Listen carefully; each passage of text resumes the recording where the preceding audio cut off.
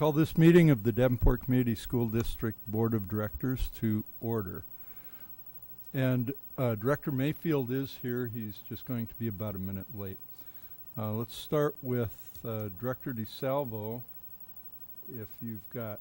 I'm Are you I'm ready? loaded and ready. You're prepared. Okay. Would you please read our board priorities? I'd be glad to.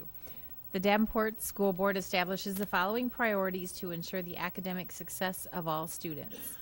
That we will provide leadership and direction to improve the overall learning environment in our classrooms, schools, and district, including the health, safety, security, and happiness of students and staff.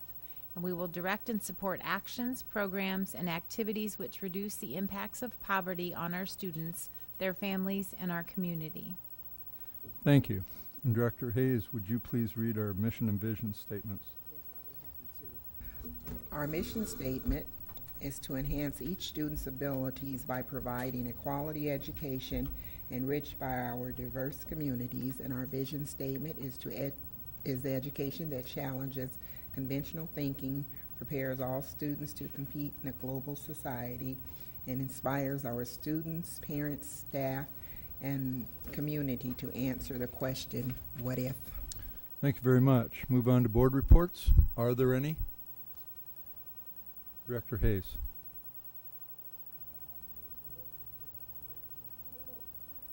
Went to the international business camp that was held at St. Ambrose University on Friday.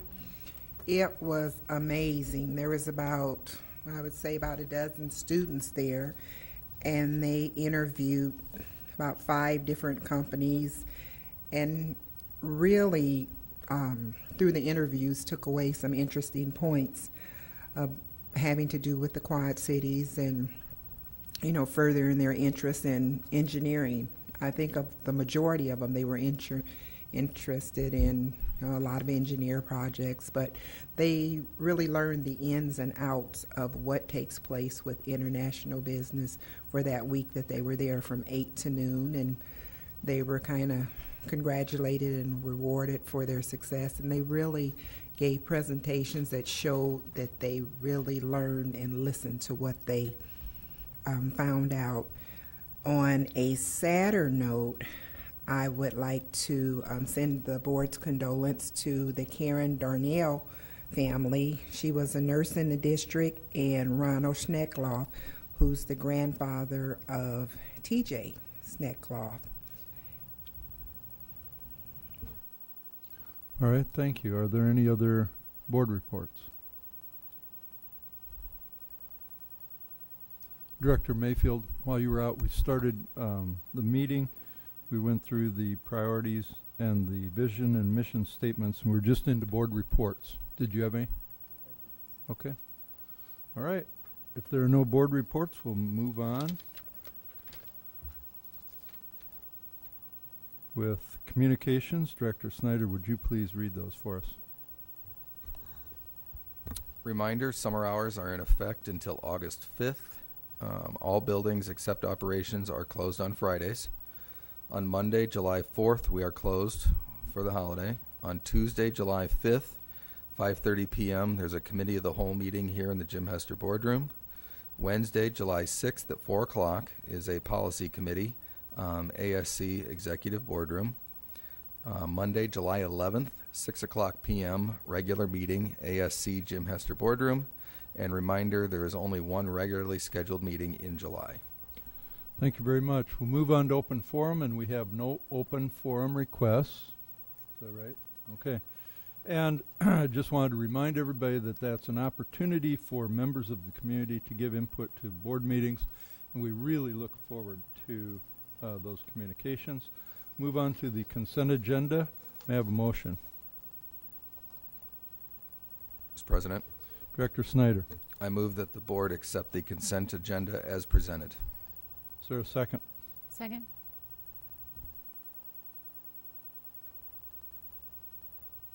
Is there any discussion? Okay, call for the vote. Director Snyder, Yes. Director DeSalvo, Yes. Director Hayes, Yes. Director Kluhl, Yes. Director Mayfield, Yes. Director Gosa. Yes. My vote is yes, motion carries. Thank you. May I have a motion regarding approval of bills? Can I borrow that? Your paper. Mr. President, Director Cluel. I move that the board approve the following resolution on the approval of bills. The resolution is as follows. Resolved that all claims presented to the board, having been duly certified as correct by the secretary, reviewed by the administration and board members, and they are hereby audited and allowed as just claims and warrants drawn on the treasury for the several amounts. Further resolved, the payment of claims and salaries be approved as presented for the periods of June 9, 2016 through June 22nd, 2016. Thank you. Is there a second? Second. Is there any discussion? Call for the vote. Director Cluel, Yes. Director Hayes, Yes. Director Gosa, Yes. Director DeSalvo, Yes. Director Snyder, Yes. Director Mayfield. Yes. My vote is yes, motion carries. Thank you. Superintendent report. Mr. President, I don't have a report tonight. That's noteworthy. Thank you. Move on to other items requiring action. May I have a motion regarding approval of the bid for the Central Auditorium repurpose revised? Mr. President, Director Snyder.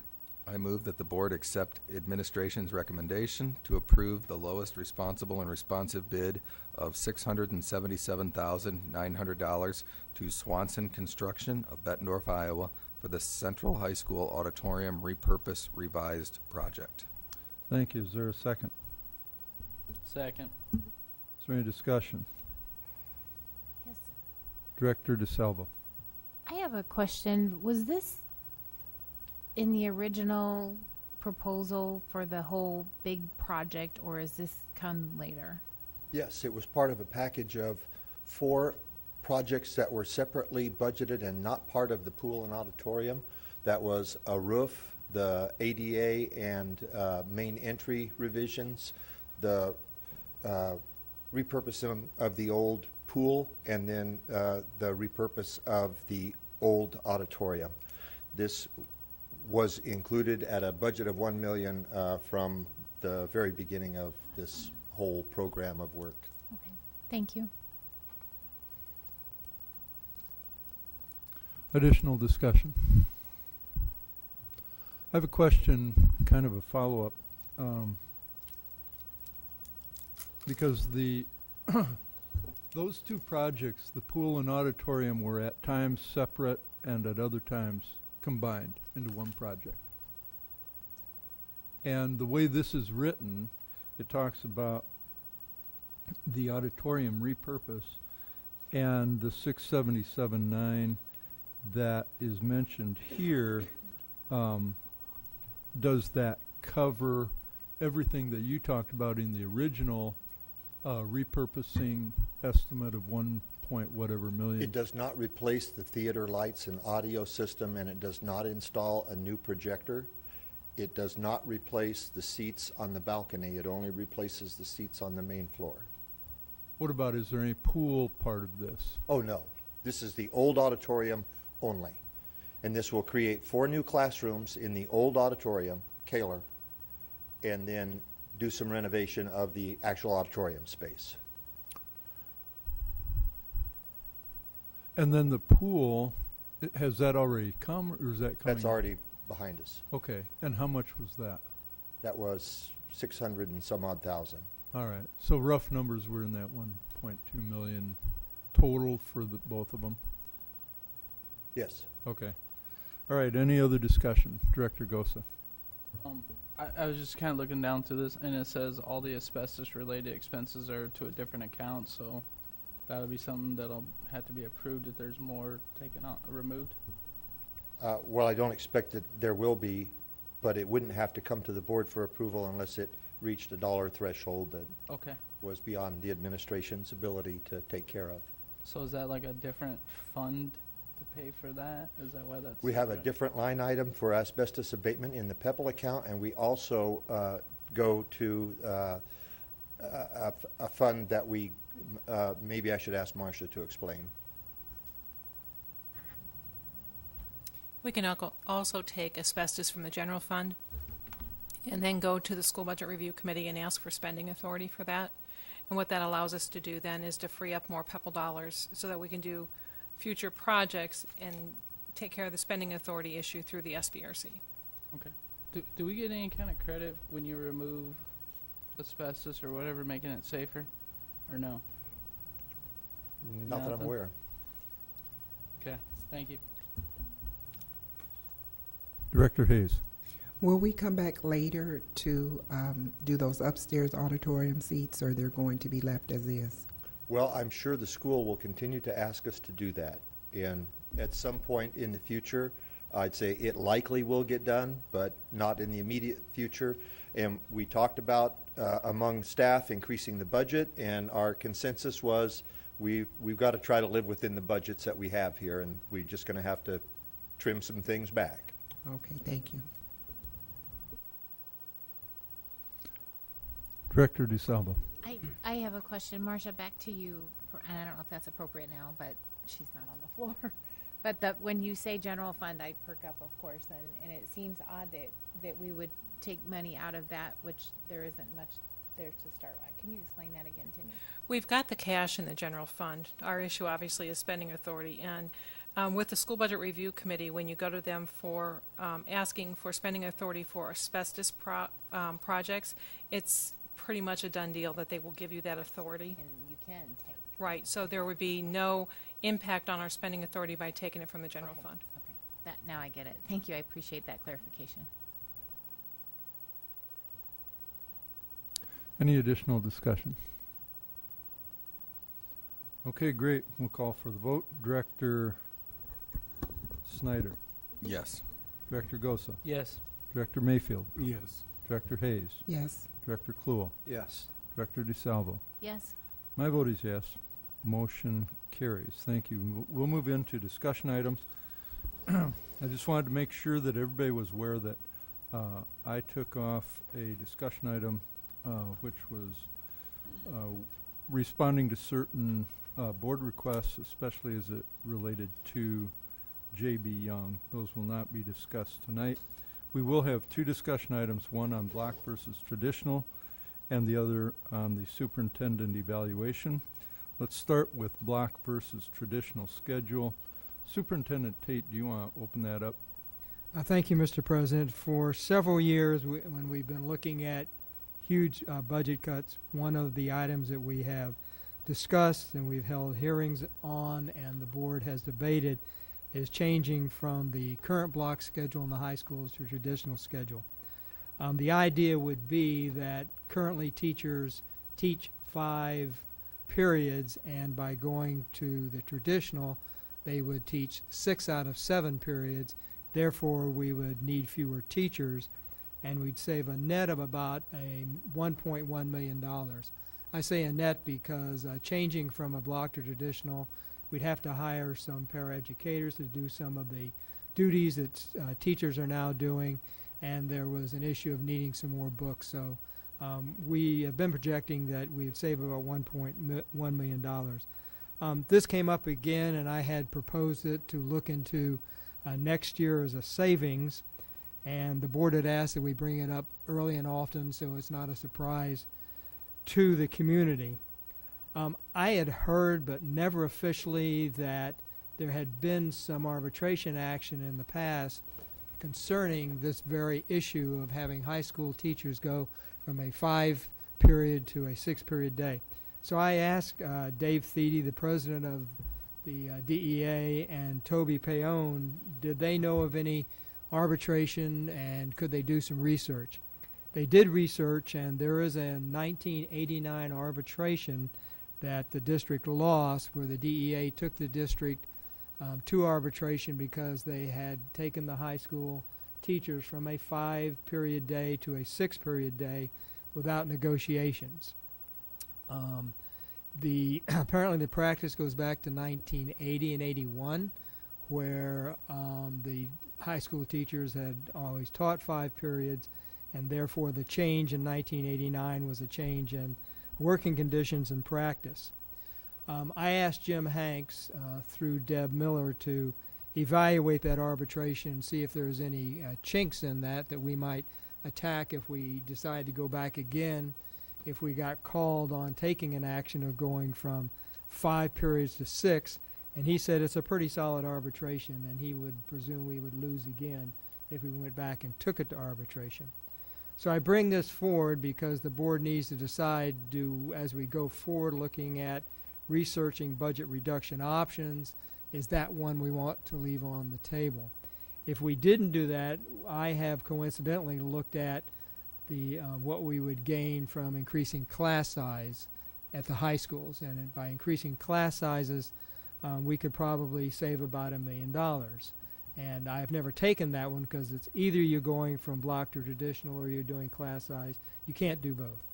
And so I wanted to let you know that if we withdrew looking at the block to traditional, that I would be recommending increased class size, and then we'd have to discuss that fully because there would be some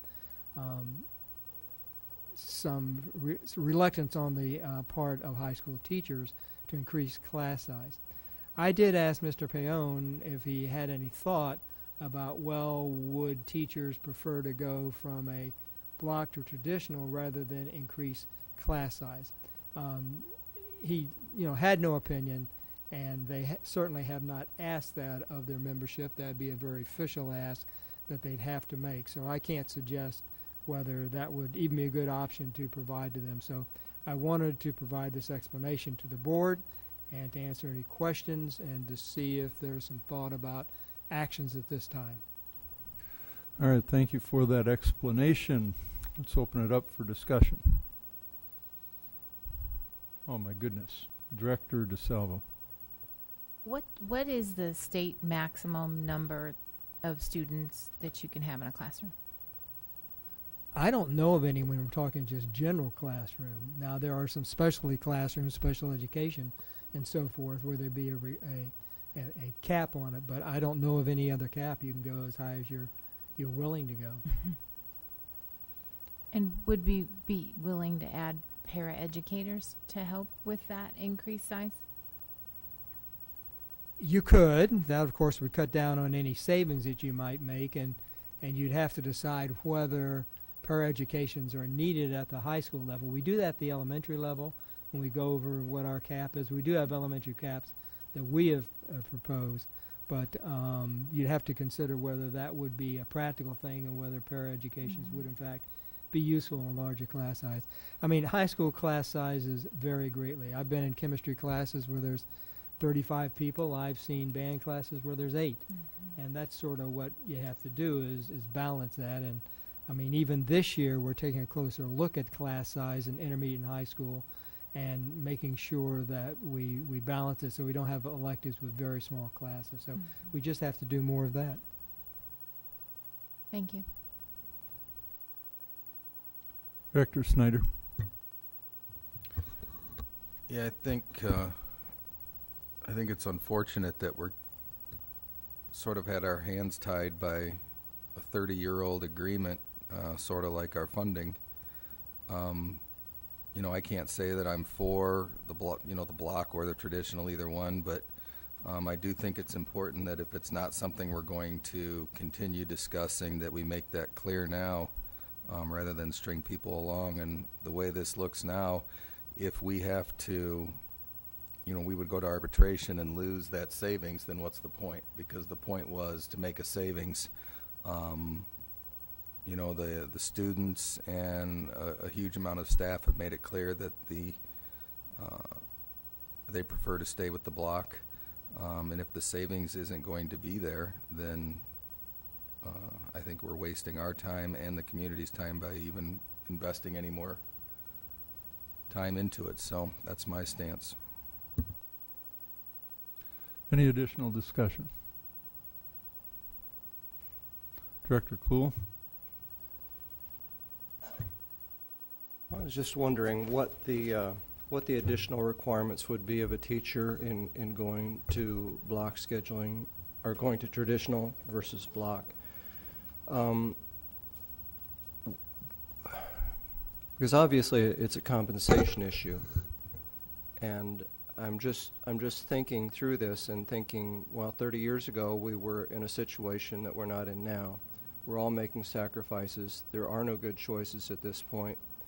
I'm just thinking if it would be opportune to ask the DEA, would you be willing to do this, recognizing the district's financial situation, despite the fact that previous litigation had proven that they are within their rights not to do it?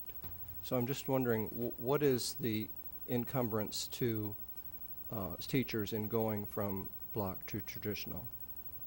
Well, it's a time issue. Right now, they are in contact with students 5/7 of their day. And this would mean they'd be in contact with students 6/7 of their day. They do have another duty period, so it's not as though they have that 2/7 off. They have a duty period, and then they have one period free if you would divide it up into 7 periods. But it's an issue of contact with students. Now, could you ask them? You could.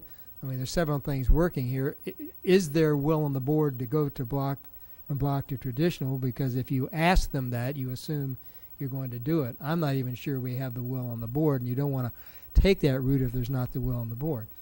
And you'd want to do it fairly early because we've always said we need a late October decision to do this because of all the things that have to happen if we're going to do it year after next. But yes, we could formally ask the DEA to consider it. And I believe you're absolutely correct. Bringing this forward to the DEA without consensus on the board that it's something that we want to do to begin with is certainly a concern. I have been forever, we've talked about going from block to traditional for some time, and the board has always decided against. I have finally come to the point where I'm at the position where I am ready to consider it. And I feel very strongly about the value of block scheduling because I believe it provides our students with a level of dignity that they won't have under a 7-period day. So I've come from a position of being very strongly supportive of block, and I would still if it weren't for the funding issue. So I've gotten to the point where I'm willing to consider traditional scheduling. Any other discussion? Director DeSalvo. I would just back to the discussions that I had with teachers when this was coming up for vote previously. A lot of the teachers that we spoke with were not in favor of it. I think they valued the longer extended period with the students and felt it was more productive time with the students. With that being said, and the knowledge and the people that I've talked about it, I would still support keeping the block scheduling. If I knew we could get our $1 million savings, then I would concede.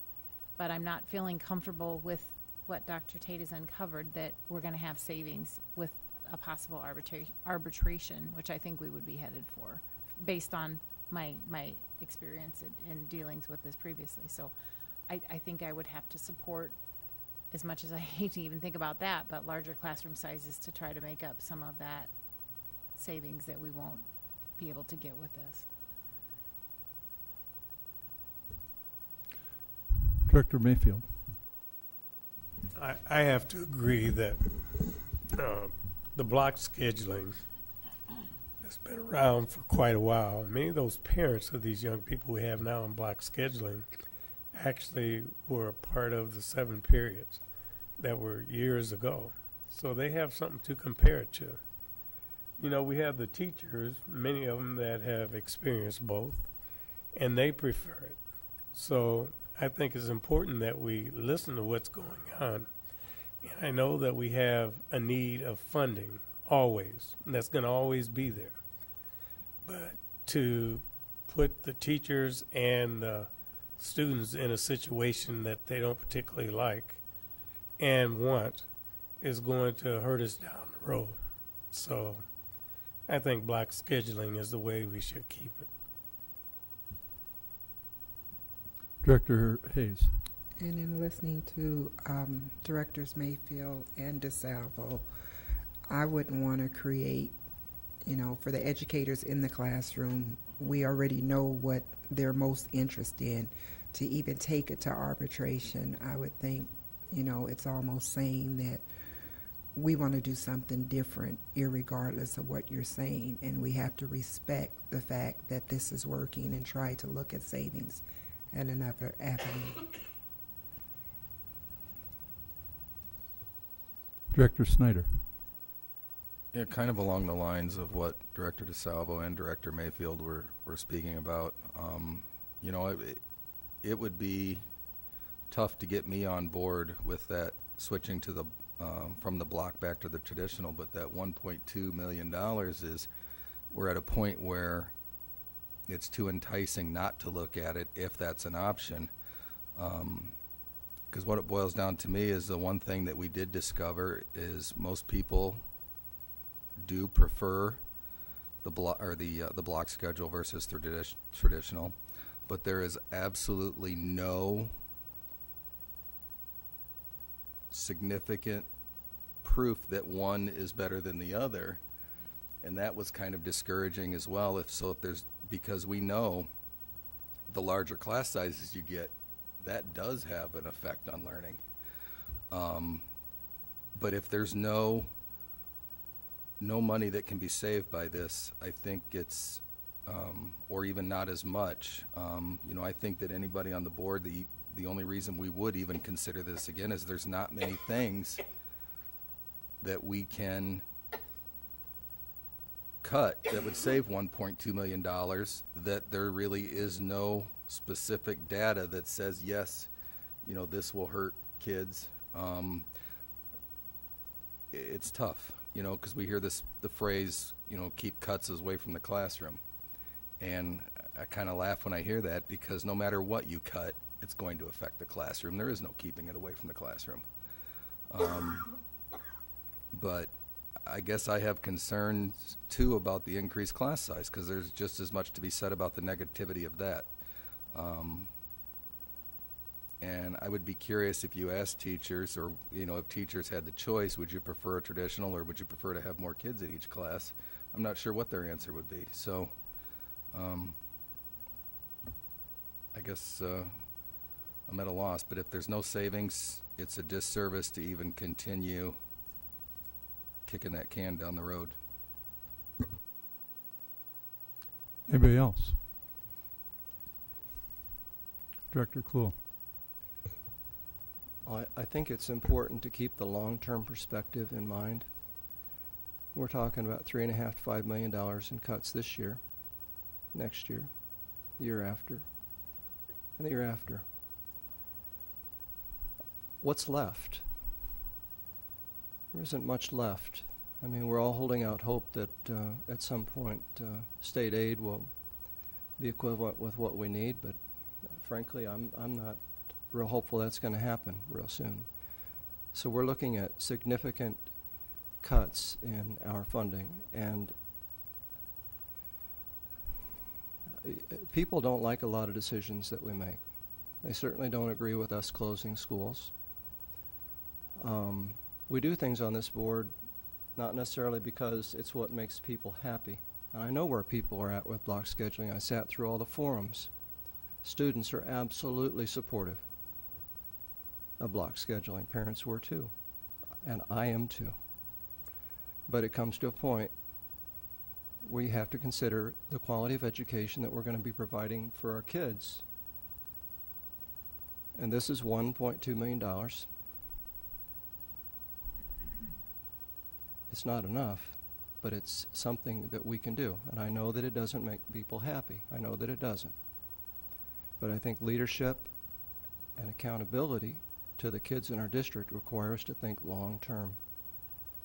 And so I just want to make sure that the board is thinking of that, because I am quite sure that if we don't do anything with it now, it's not going to go away. It's going to come back to us. It's just too big a savings. Anybody else? Director Snyder. I did have a talk too with Mr. Rob Scott a while back, and was curious about if he had any input as to what the block schedule, how that impacts students at risk or struggling students. And the reason I ask that is you're in classes longer each day. You're basically taking 2 classes for every 1 class you take in a block schedule. So for the students that have an absentee problem or a tardy problem, basically every class in a block schedule is accelerated. I mean, you can look at it as an accelerated class. You're getting the entire semester course done in 1 quarter. You have less time to get caught up if you're behind. And I just really wonder what that does for students who struggle, who take longer to get it. You know, one could say, well, you're with the teacher more during the day. You have them for an hour and a half or whatever the block's class length is. But again, you miss 1 class, you've missed 2 in a traditional setting. So I can't help but wonder how that impacts that, and there really is no data because it's kind of a what if. You know, and I would also wonder, when you're in middle school, you come from a traditional schedule. You know, is there anything showing how students who were, say, struggling in a middle school setting, how they fared when they got to the high schools? Did it get better or did it get worse? And I guess we really didn't have that data either. So I guess it's just one other food for thought. Director DeSalvo. I'll comment on that. My son is in the block scheduling right now. And I will tell you, he will say that, yes, students that are tardy or late, would that impact them? No, because they have the extra time in the classroom then to make that up. Often, like the last 10 minutes of the class are spent one-on-one with the teacher if it's needed, or to make up, or to do homework, get a start on the homework. I don't know if there's any kind of studies or anything that we could have done, but I think it does bring benefit to both the teachers and the students. But I will say, I would have totally been in favor of moving back to traditional because of the savings, had I not known of this pending arbitration. That is what is scaring me, and that is what is changing my opinion of it right now, because I think we could sink $1 million into arbitration, and there goes the savings that we would have gained. And that's why I'm changing my vote. I am totally supportive of the block scheduling, but I realize our financial situation, and so that would have changed my vote. But I could see us easily eating up that $1 million in legal fees, and that is why I'm not supporting fighting this fight right now. Any other discussion? Director Clue. In regards to challenging the arbitration and the finding of the courts, my proposal is that we ask DEA, is this something that teachers would be willing to do? Would they be willing to work with students 6 periods of 7?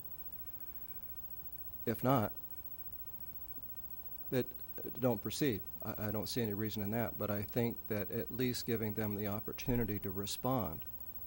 Well, no, we understand, best case scenario is we understand the situation. And the last negotiation that we did with the DEA was quite amazing. They fully recognized the plight that we're in and worked with us. And so I'm just thinking of giving them the opportunity. But certainly if they say that, no, this is not something we're willing to go forward with, I myself would not care to proceed in that route. Director Gosa. I'm for block. Is that it? All right. Director Mayfield. I think it's so important that the people on the front, particularly teachers, the people that are involved, the students, have some say-so. In spite of our situation financially, they have to deal with it every day. And I think one of the greatest offerings that I've heard here so far is that you go to the DA and ask teachers what they want. Are they willing to sacrifice having more students in the classroom in order to maintain the block scheduling? can they do the same job? Ask the teachers that. It's not for us to judge, but it's more for the teachers. And we know what the students think, to see if that's a possibility from their perspective. Because that's really what we're talking about, is saving money and educating at the same time. And those on the front, again, the teachers need to have some say-so, if the classes possibly could be increased. Thanks. Anybody else? Well, I've got a few comments. And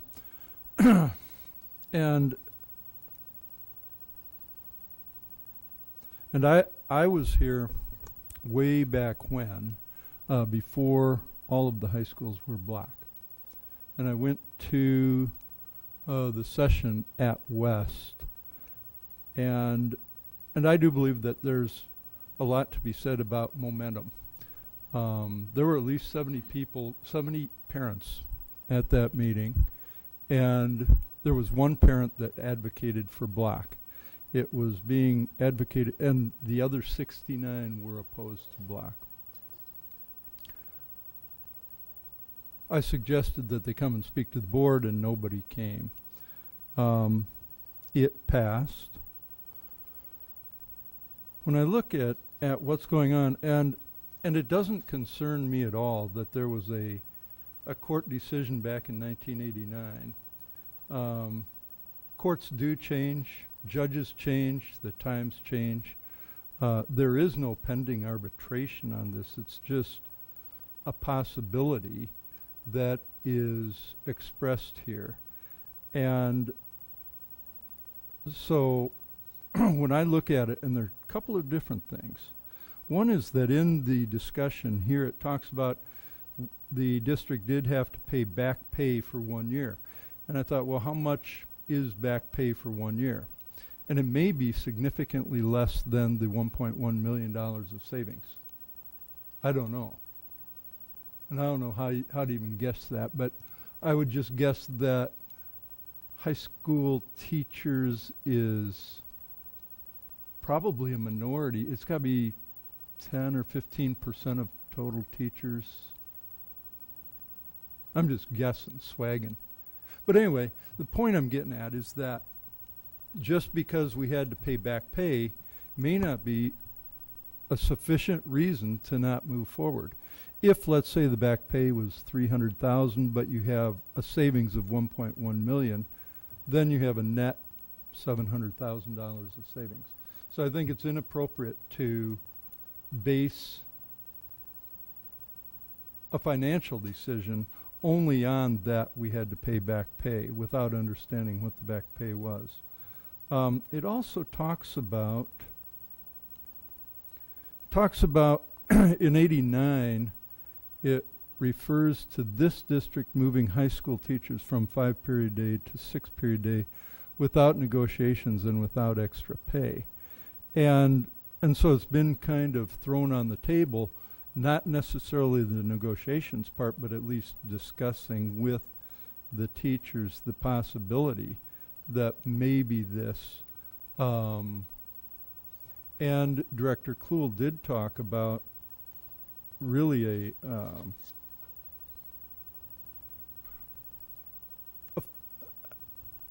a really great collaborative effort, I think, that was just last year with the teachers, I think.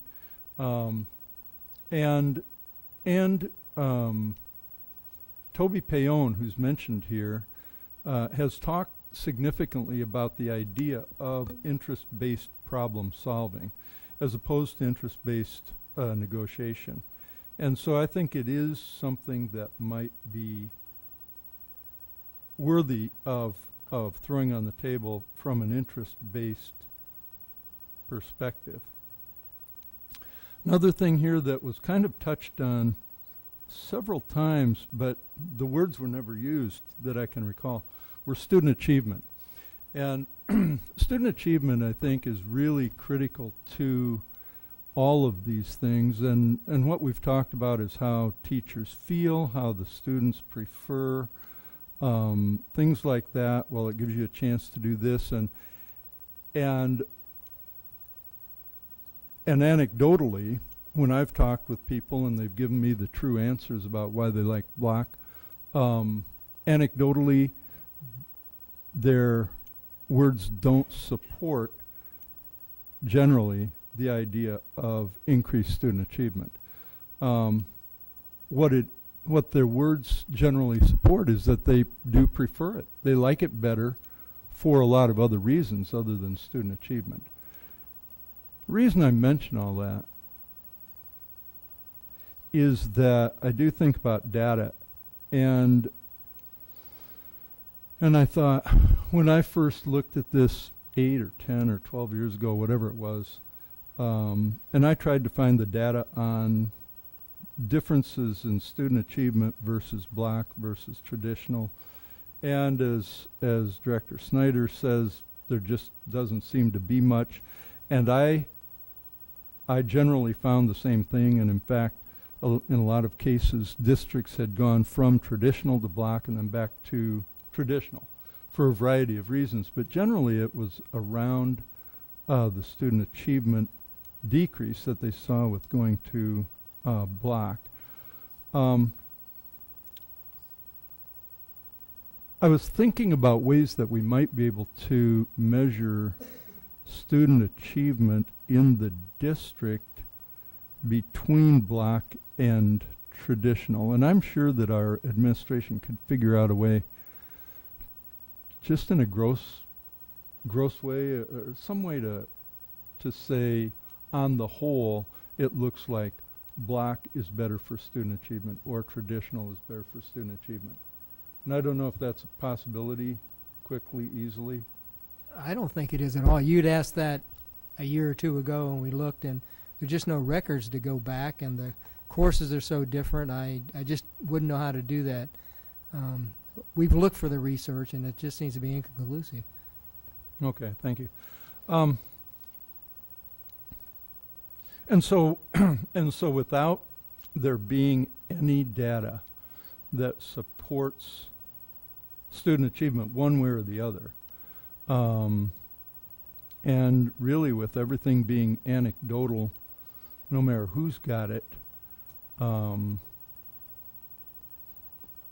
with all of these issues being back however many years ago it was, I mean, it's 36 or 37 years ago that they were talking about the bargaining, and it's probably 30 years ago that the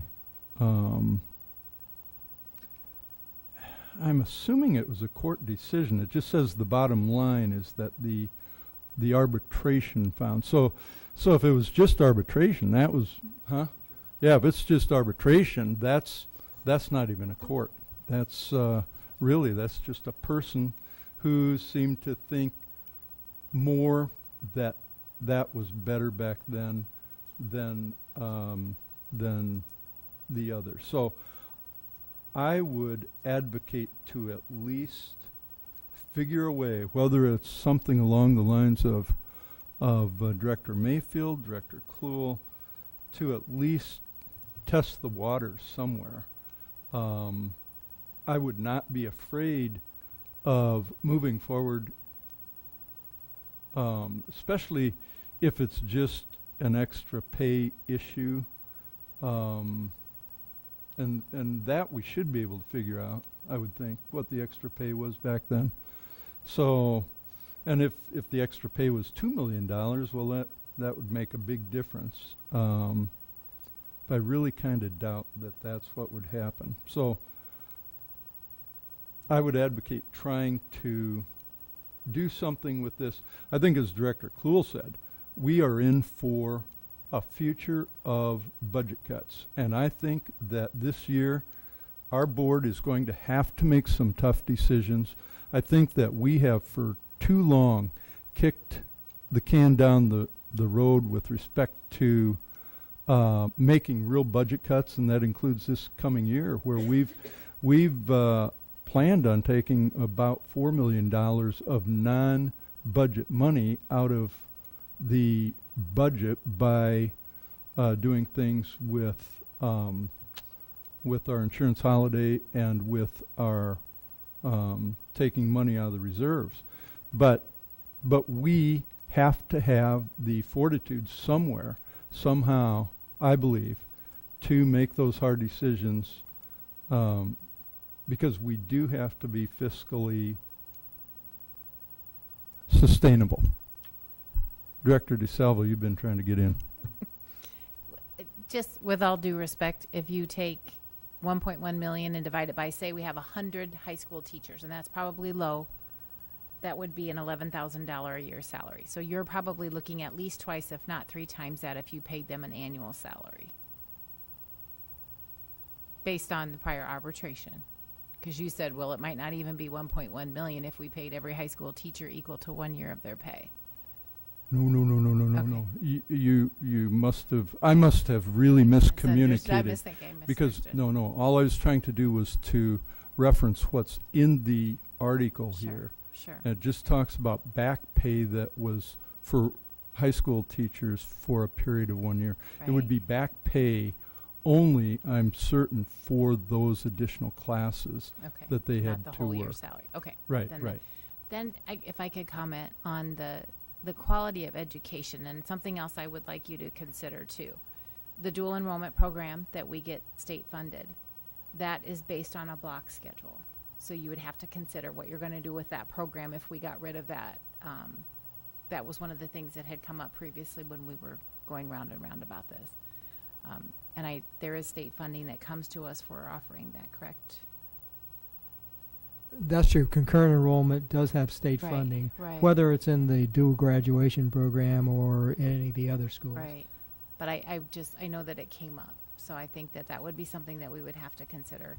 And I think when looking at the quality of education, and again, I'm living it. My son is in block scheduling right now and has been for the last 3 years, and that foreign language is another thing that the students benefit from greatly. They are able to prepare for college and to get those 4 years of foreign language in. We don't offer foreign language in all of our intermediate schools, and so they have to try to get it in high school. It's tough, but they can get through it, and it works very well with the block scheduling and that I have seen. I will use math as another example. Kids that want to take more aggressive or move down different paths with math, there's a lot of options available to them, those that want to excel and those that don't want to excel. There's more opportunity with those core classes with the block scheduling. So just, again, things to consider. And I'm going either way with this, and I think it's a good idea to go back to the DEA, because I would like to get their input. If they would be willing to work with us on it, then we're going to have to support it. We're not going to have a choice. But I do think there is benefit there. I've seen it, and I don't want to forget that we are seeing good quality education from this block scheduling as it is. But if it is something we have to give up because of funding, I would support that. Director Kluhl. And I would absolutely agree that there are a lot of positives with block scheduling. There are some negatives, there's some positives, there's some unknowns. But when I look at increasing class size, not increasing class size, there are no positives to increasing class size. So I think that one thing the board has to do to be responsible to administration would be what Dr. Tate said, is that there has to be a consensus on the board that this is something that the board would be willing to do before we would ever consider going forward to DEA. Director Snyder.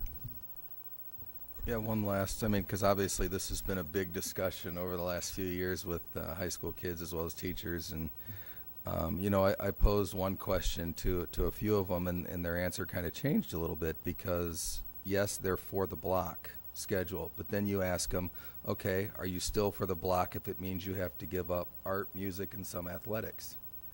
Is that what we're looking at? Well, no, obviously not now, but something's got to give. And I see far too often districts, they turn to music and arts first. And, you guys all know that I'm a huge proponent of finding other things to do to become vested in your school, to be a part of it, because, there is evidence to prove that The more you're actively involved in your school, the better you do. And those are two programs that I would absolutely hate to see anything happen to. But we're at a crunch to where we can't just turn our backs and say, okay, well, we're going to keep the blocks and we're not going to cut anything this year. Something is going to be cut. It's going to be something that people don't want. So I think it's something we need to continue to have the discussion as long as the savings is there. If the savings isn't there, then I am not for continuing anything where there is not the savings. So I guess that's my stance. And for somebody that says absolutely under no condition do I want to see the block go away, I guess I would ask them to repose, okay, what would you be willing to give up? Because something's going to change. It's not going to be walking away completely unscathed. And that concerns me. Additional discussion. I've got to make a couple of comments. The earlier, Director Snyder talked about wondering about the effect of block on, and I didn't write down everything the way I should have, but I paraphrased it in my mind of wondering about the effect of block on poverty and culture and climate, which would be looking at the block versus traditional from or through the lenses of our priorities. And then I thought about Director Kluhl's comments about dignity, which probably goes to climate and culture, and Director Salvo's discussion about it. And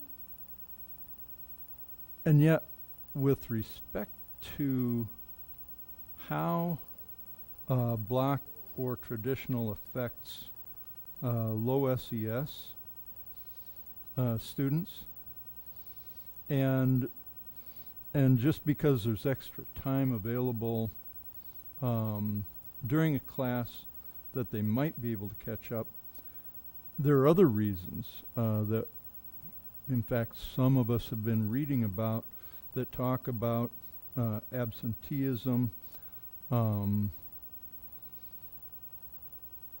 Gosh, I guess we probably can't even go back and look at that as a parametric. For instance, comparing pre-block times to post-block times. Anyway, when Director Snyder mentioned art and music, I also added in sports, which, yeah, I think eventually we're going to have to do something. And with our priorities on trying to reduce the effects of poverty and to have to change the culture and climate in our buildings, I think that these cuts are going to generally be disastrous. I appreciate Director Kluhl's comments about that we're going to have to do something, and I think everybody here has talked about that. So anyway, I don't think we've given clear direction, though, to the superintendent. So I'd like, and I know that the vast majority of the board has probably said that they prefer the block, but in terms of offering guidance to the superintendent, what the superintendent is looking for is, should we continue to think about this or not? And this is where I think it is appropriate to use Director Kluhl's reference from about 4 or 5 years ago to the Sword of Damocles, which was something that the board was kind of holding, yeah, over the custodians. A similar situation, and the custodians stepped up and they said, hey, you know what? We're willing to work with you. Please work with us. And what the board did at that time was it said, okay, then we will not consider, because they were actually looking at outsourcing the custodians and nurses at that time. And they said, we'll take that off the table because you, the custodians and nurses, I think, have come forward and said you want to work with us. Anyway, I just always like that reference because it's something you don't get to use very often. And, but I think it's appropriate. So I'd like the board individuals to weigh in if possible, because right now I think what the superintendent has, well, superintendent, you want to tell us what you've heard so far?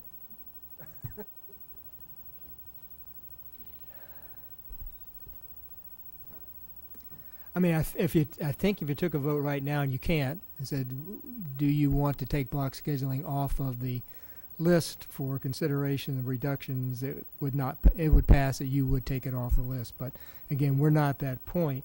There's something to be said about going to the DEA and asking them to work with you and talk this over. So I'm almost at the point I'd much rather see if there's consensus tonight to do that rather than trying to weigh block against traditional and just see what they might have to say. We have some time. We need to make a decision, certainly in the fall, but that's, I think, what I'd rather hear. And if the consensus is no way, don't even go talk to them, then I would suggest the agenda committee put it on as an official voting item at the next meeting and handle it. All right, thank you for that clarification. So, I'd like at least each board member to weigh in if possible with respect to those two comments that the superintendent has made. And one is if you do want to continue that discussion on block versus traditional. And the other is really just should the superintendent, should the administration contact the DEA and just test the waters a little bit. Director Snyder. I'm for going to the DEA and inquiring, because at this point it's just to determine, is this something that we won't even want to continue the conversation? Without knowing what their answers are, I think it would be premature and irresponsible to remove it as an option. I guess at this point to even continue the discussion it does kind of rest on what they would be willing to work with us or not. So I'm for that, going to the DEA and seeing if they're willing to work with us. Thank you. Director Hayes. I too would like to talk it over with the DEA and get their opinions. Anybody else? Director DeSalvo. I agree. I think we're all in this together. Let's get their opinion, and that will help us move forward. Anybody else? Director Kluhl. I'll just say that, you brought up the issue of student achievement, which we should always bring up with everything we discuss. And my personal opinion is that traditional schedule is going to result in poorer student achievement than the block. That's my personal opinion. But I also believe that raising class size significantly will have a significant impact. I believe that all the other actions that we are going to take, that boards coming up after I'm off next year are going to take, are also going to negatively impact our ability to provide quality education. I recognize that. But I think that at this point we have no good alternatives. If there were, Director Snyder, if there was something else at hand that I could do besides going back to traditional scheduling, I would choose it. I would choose it. And I've done that for the last 4 years, because we've had this discussion every year. And the year that we took it forward to the public was an especially important year. But I think that at this point our best recourse, the most responsible and accountable thing that we can do for the kids of our district is to at least give the DEA the opportunity to say yes or no, and then we can proceed from there. Director Mayfield, Director Gosa, you want to weigh in? Director Mayfield. Well, I believe I've said it a few moments ago, but it's basically the same thing. I think we need to be a little more sensitive, even though we know we're in a situation of financial need, and that's going to continue. I've heard a lot of talk since being on the board of many different issues, but financially, we cannot just ignore what people want. And I'm talking about just because we think that we can solve some of these problems by taking something away which they see as vital. I think it's more important that we try to find a way to give particularly the teachers what they need to keep that high achievement up, not just strip something away that I think is very important, like that 90 minutes that they have to teach our kids. Yes, there is a financial burden there, but are we losing that achievement opportunity by not having the time to do it? Or are we making it more of a rush job for the teachers to have to do it in that 1 hour? It's a question. Who do we ask that to? I say we ask the teachers, we ask DEA, and see what they think about it. Everything that happens, I shouldn't say everything, but many things that happen in the district are done for a financial reason. And sometimes there's harm being done as well as the good that we're trying to do. So this is one of those instances that I think is very important to ask the DEA and see what their opinion is. We know what the students think, I believe. We know what many parents think. We know what, well, let's find out formally from the DEA what they think. Director Gosa, anything more? I'm with that. I don't want it to be that if the teachers aren't able to make it work, then all the blame gets put on them because they couldn't make it work and then we had to cut something else. So, you know what I mean? It kind of seems like the way we're doing it right now, we're kind of resting the fate of this on the teachers. So, I just don't want that to get brought across as that. So I would say, well, of course, I agree with the idea of going to the DEA and at least testing the waters. And I'll tell you, the future boards for this district will have to consider some of these things. Director Kluhl is going to be off the board in 1.25 years or so. And my term runs for 2 years after that. Right now, I would say that we have used the insurance holiday probably for at least the last 3 years, maybe more, I don't know. And I think this year in particular, even though it takes time, and we say, well, we've got to do all these things, and I agree, we want to do all these things.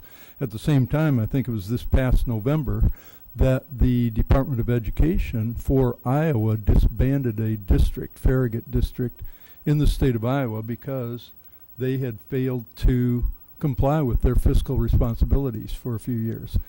And so eventually, things happen. And so I just want us to be really, really careful about, because we all want all these things. We want to do the best for everybody. But the superintendent, everybody knows that the superintendent is risking virtually everything this year for the sake of equality. And equality is really, really important, obviously, to our students and to the state.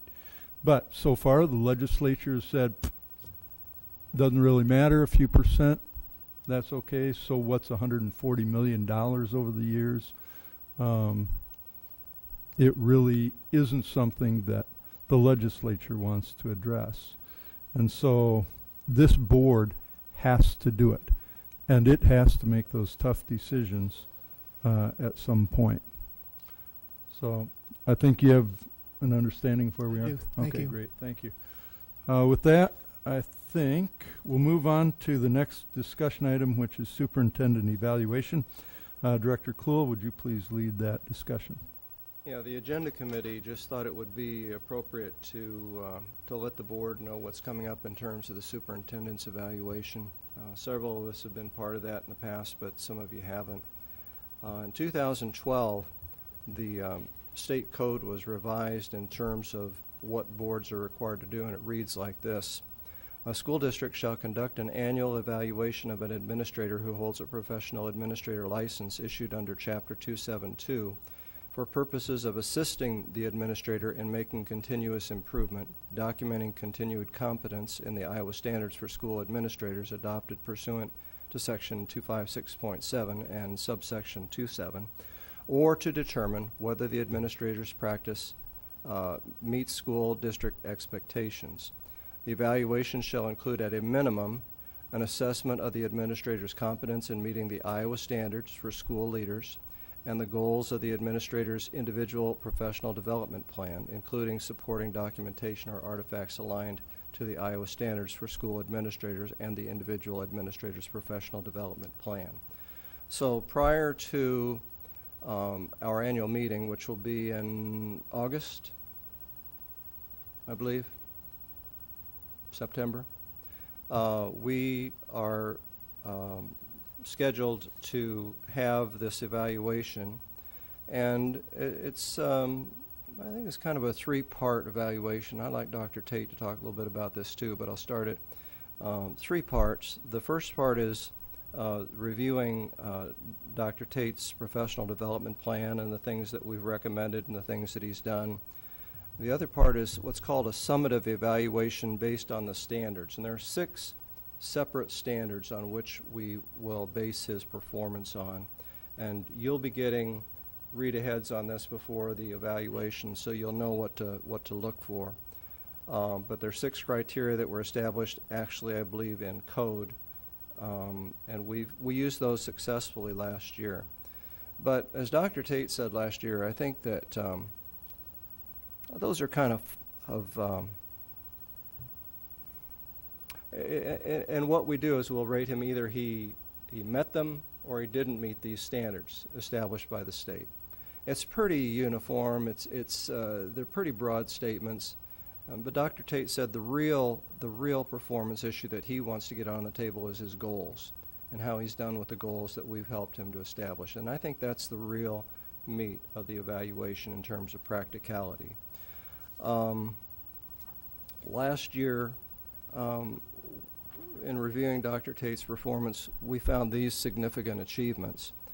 Legislative action to promote the visibility of the inequality of the Iowa Foundation formula.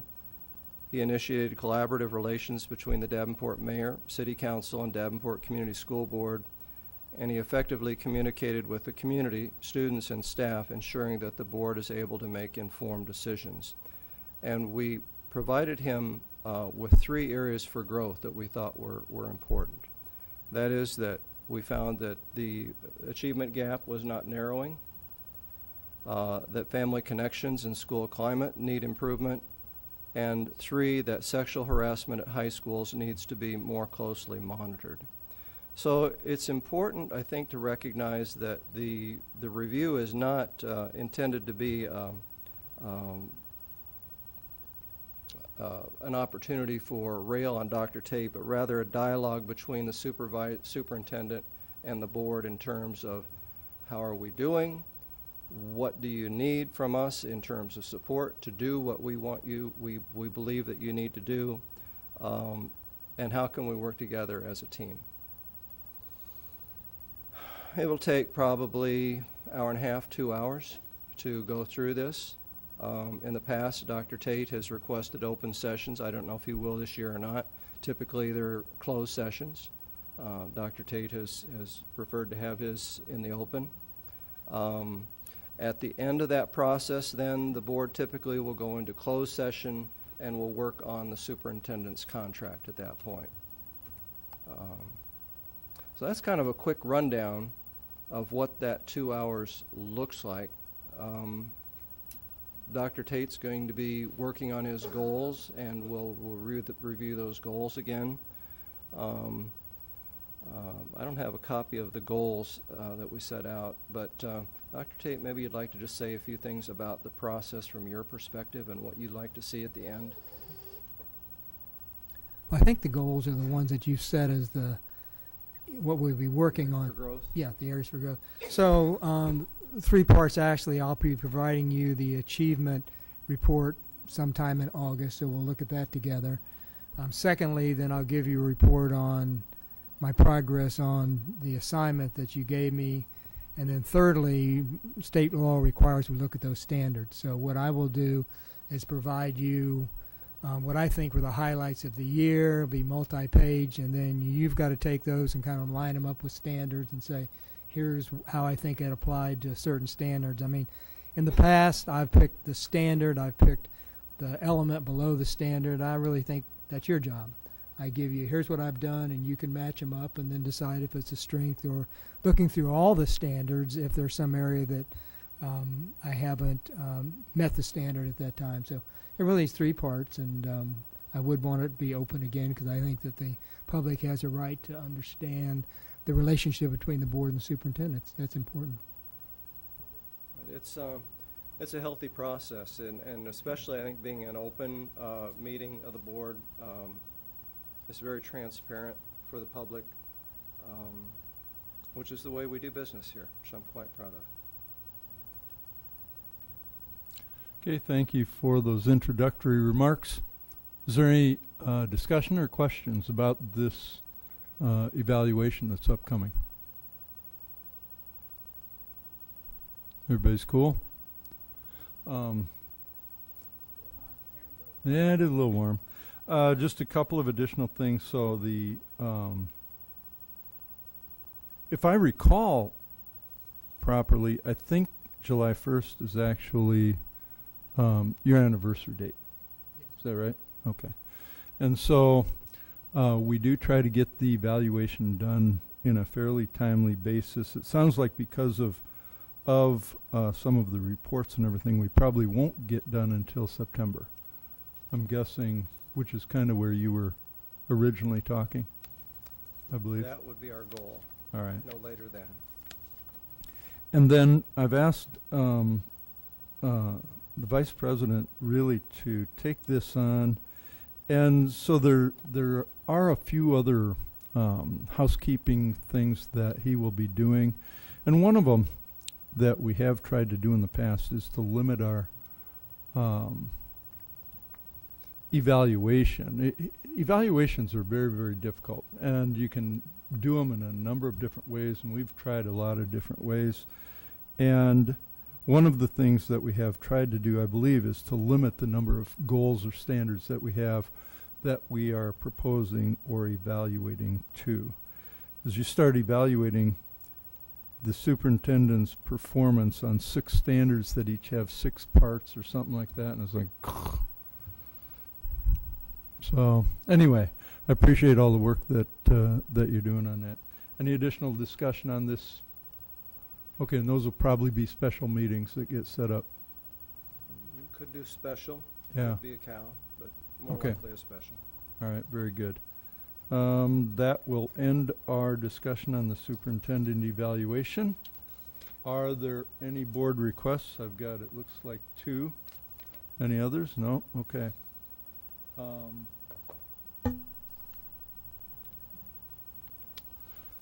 First is from Director DeSalvo from yesterday's date. It was dated 6/26. You meant 6/27? I'm going to correct that. Okay, and it's asked as an agenda item and an information request. Description of request: schools that need more classroom space. How much money has been spent on West High and North High School from 2014 to current? Second is a request from Director Hayes, dated today, June 27th, agenda item. Continued professional development regarding Dr. Beagle videos.